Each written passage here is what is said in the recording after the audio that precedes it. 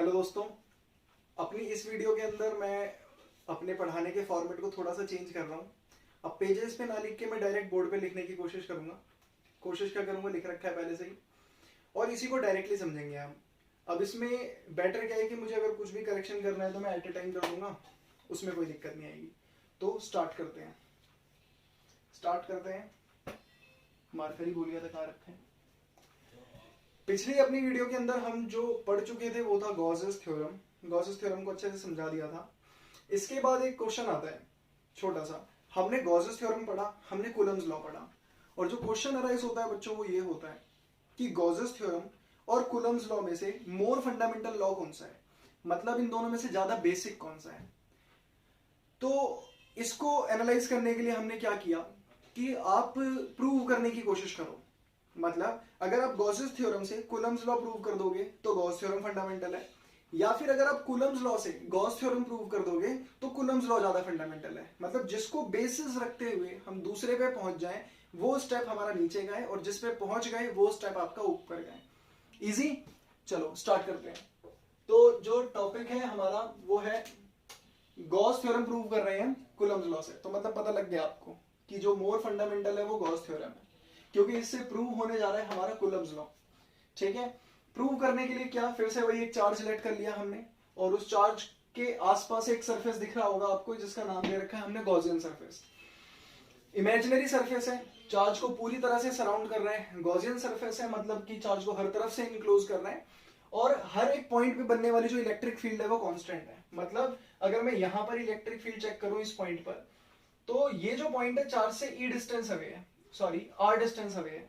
और electric field आपको पता है किन किन बातों पे डिपेंड करती है। इट्स 1/4πε0 जो कि कांस्टेंट है, Q जो कि फिक्स है, और आर स्क्वायर डिस्टेंस के स्क्वायर। मतलब इस चार्ज से मैं किसी भी डायरेक्शन में क्यों ना मूव कर जाऊं, क्योंकि ये स्फेरिकल है तो हर एक पॉइंट सरकमफ्रेंस पे प्रेजेंट, इसके सरफेस पे प्रेजेंट हर एक पॉइंट सेंटर से सेम डिस्टेंस अवे होगा।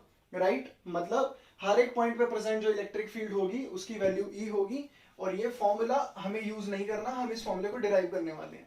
इलेक्ट्रिक फील्ड को डिराइव करेंगे और वहां से पहुंच जाएंगे फोर्स पर। होप बात समझ में आई होगी। स्टार्ट करते हैं। डी फाई जो कि आपको पता है differentiable part of flux, which is equals to what, electric field और डीएस का डॉट प्रोडक्ट। डिफरेंशिएबल पार्ट है आपका फ्लक्स का, इसलिए डिफरेंशिएबल पार्ट है एरिया का। यहां पर इनिशियली मैंने पूरे स्फीयर को कंसीडर नहीं कर रखा, एक छोटे से डीएस एलिमेंट्री एरिया को कंसीडर कर रखा है जिसका एरिया वेक्टर डीएस वेक्टर है। और एरिया वेक्टर कैसे बनाते हैं आपको पता है। इलेक्ट्रिक फील्ड इस पॉइंट पे कैसी होगी, वो भी रेडियली आउटवर्ड होगी। सेंस क्या है कि इलेक्ट्रिक फील्ड और डीएस वेक्टर दोनों के बीच में बनने वाला एंगल जो होगा वो 0 डिग्री होगा, जिससे cos थीटा की वैल्यू आ जाएगी 1। ओके। डॉट प्रोडक्ट हटाएंगे आपको मिलेगा E D S cos theta. Right. इसकी वैल्यू 1 है, मतलब हमारा जो रिजल्ट हो गया वो केवल ई डी एस हो गया। इजी है, समझ में आता होगा। पूरा फ्लक्स निकालना है, इसको इंटीग्रेट कर दो डी फाई को। डी फाई को इंटीग्रेट करोगे, हमने पहले ही निकाल रखा है डी फाई की वैल्यू क्या है, ई डी एस। उठा के पुट कर दी, ये तो डॉट प्रोडक्ट की सेंस में ई डी एस। ओके। ई बाहर आ जाएगा, ई कांस्टेंट है क्योंकि वो पता है आपको।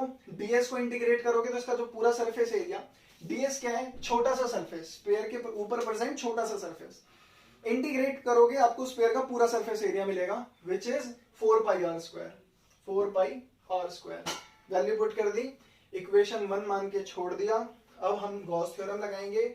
गॉस थ्योरम हमसे ये कहती है कि फ्लक्स निकालने के लिए इतनी मेहनत करने की कोई जरूरत नहीं है आपको।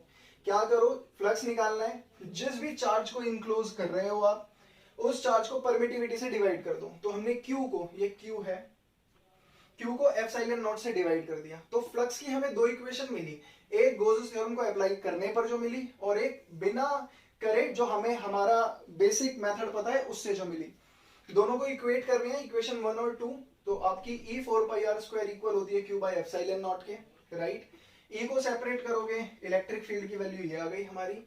4π नीचे गया तो 4π एप्सिलॉन नॉट, r² नीचे गया तो Q के नीचे रख दिया। 4πr² पूरा एक साथ नीचे भेजा है, पर 4π एप्सिलॉन नॉट को इसलिए अलग रख दिया क्योंकि आपको पता है ये कांस्टेंट है जिसको हम K के नाम से जानते हैं।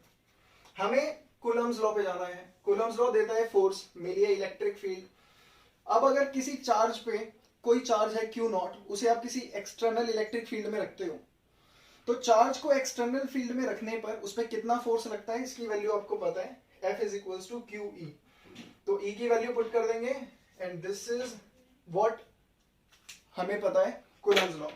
ये हमारा रिजल्ट है जिसे हम कूलम्स लॉ से जानते हैं। होप क्लियर हो गया होगा। गॉस थ्योरम का यूज करते हुए हमने कूलम्स लॉ को प्रूव कर दिया। डायरेक्ट क्वेश्चन भी देखने को मिल सकता है 2 नंबर के अंदर कि गॉस थ्योरम से कूलम्स लॉ प्रूव करो। डायरेक्ट नहीं देना चाहेंगे तो बोलेंगे कि प्रूव करो गॉसेस थ्योरम जो है मोर फंडामेंटल है देन कूलम्स लॉ से। दोनों ही केस में ये आपका रिजल्ट है। होप समझ में आ गया होगा। Thank you very much.